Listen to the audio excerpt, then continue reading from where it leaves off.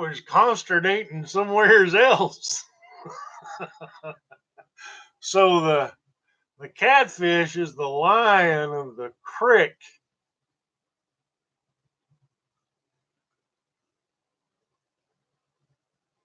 I mean, I don't know if I've ever said something more hillbilly in all my life.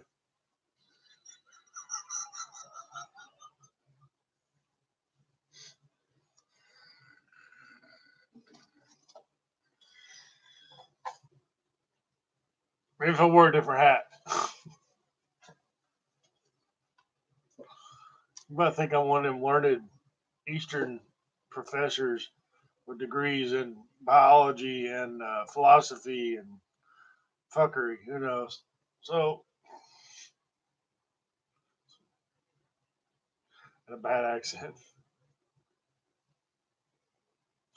So they believe it is possible.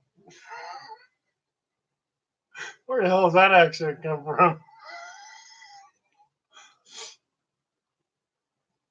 Not only is the tuna not the chicken of the sea, although chickens are voracious scavengers and predators of insects, lizards, mice, and rats, even small bunnies.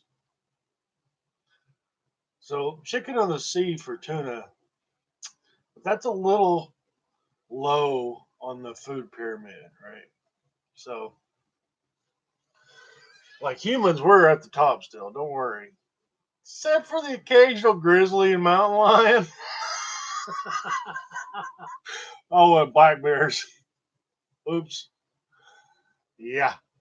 Them Asian bears are pretty tough too. There's legends about them in the Bible. So now I just look like a hillbilly with an ice cream carton on my head. What?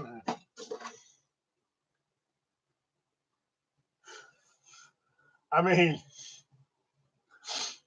I was going somewhere when I hit record.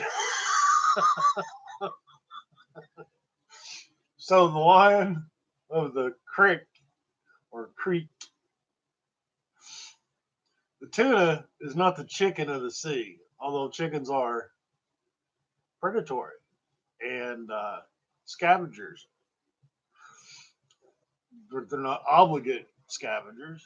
And besides, in some ways, we domesticated them, they domesticated us. So, anyway, I mean, if you have a supply of fresh eggs,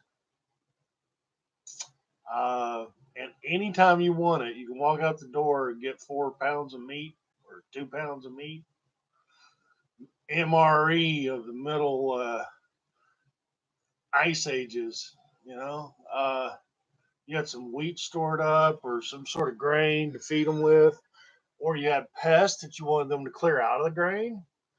That's the thing. They get an opportunity for meat, which is packed with more protein, turns into protein more easily into the chicken. If you've ever seen a big old Rhode Island red hen about 2.5 feet tall, nail, I mean, the ones that they lay goose eggs. I mean, it's like a 3 egg omelet. When some of them have three yolks, I mean, it's like a 3 egg omelet, one shell. Unbelievable. And they're like, oh yeah, they're crotch height too. Watch out.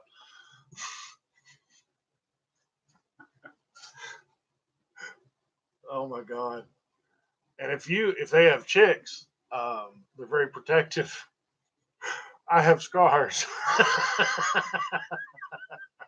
So there are some badass chickens out there. I mean, fighting cock is a whiskey with some bite. That's not a tame bird.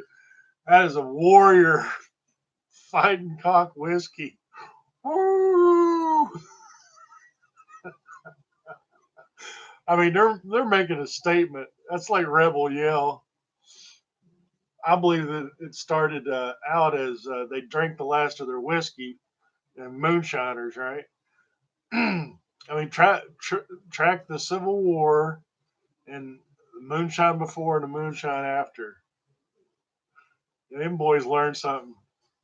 So Where was I? Rebel Yell.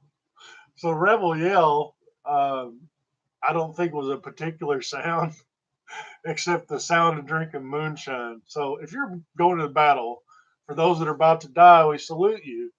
And you down the last of your moonshine. And I mean, if you got a pint of moonshine, you'd fight a Sherman tank and you'd travel in the future to do it.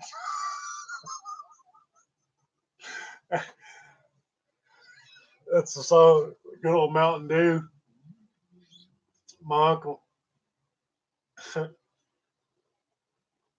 stood about 4'2". He felt like a giant when he drank him a pint of that good old Mountain Dew.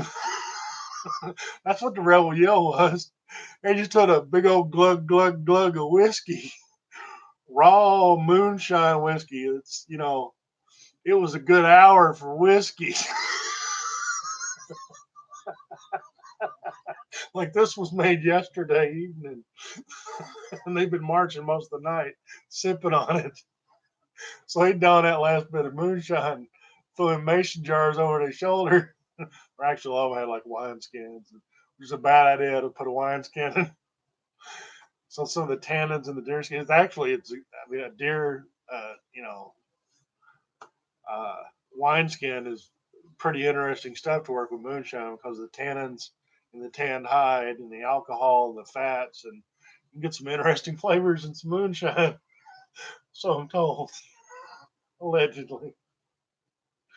So yeah, that's kind of breaking the fourth wall in it.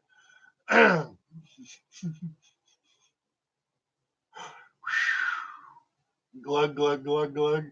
That first breath of air feels like you're breathing in fire. Like, all right, here I'll demonstrate it with my mug of tea, my sippy cup, as Strati calls it. Shout out to my man Strati. So you get this moonshine. WVU is known for it. I don't mean lately. I mean when I was a child. You go. And after that first drop of moonshine hits the back of your throat, you can't breathe for about 30 seconds. I don't care if you're Andre the Giant. Like something happens. You go, like you can't move air in or out. And then when you finally do take a deep breath, that stuff burns from the bottom corners of each eye. It'll make your ears ring. It burns all you like. Not only you breathe in fire, it's going in your ears, up your nose, out your tear ducts. I seen dudes breathe in, blink, and tears jumped off their face. Cause like the the muscles in their eyes, like they blink like a frog. Shout out to you, Dutch. Good one. Oh shit. So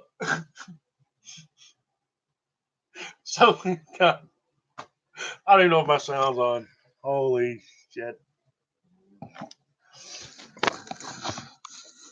Oh man, I hope this works. Alrighty. I'll tell you about the lion in the creek a little later.